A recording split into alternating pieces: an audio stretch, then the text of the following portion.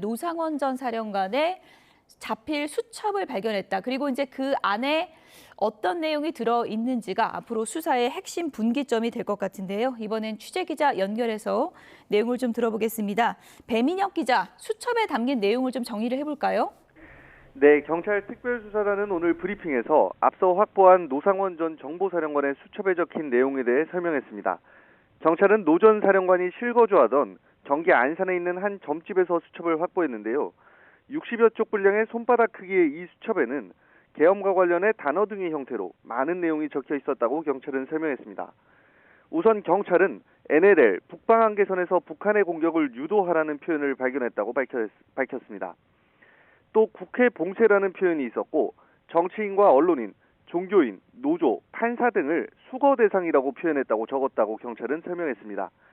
수거라는 단어를 두고 경찰은 체포라는 의미로 해석된다며 이들에 대한 수용 및 처리 방법에 대한 언급이 있었다고 말했습니다. 경찰은 또 이들 중 일부는 실명이 적혀 있었다고 말했습니다. 네, 노상원 전 사령관을 중심으로 하는 이른바 햄버거 회동의 전모도 드러나고 있죠.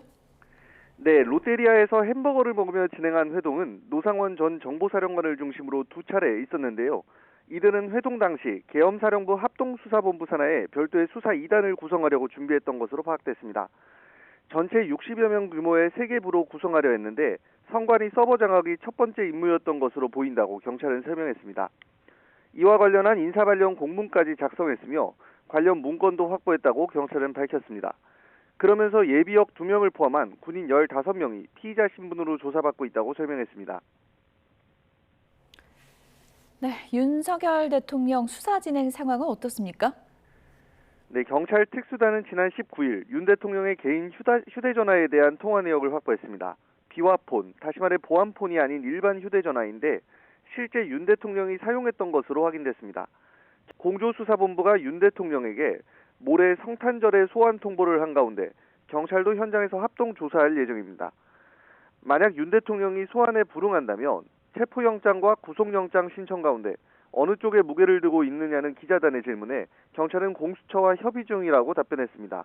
지금까지 사회부에서 YTN 배민혁입니다.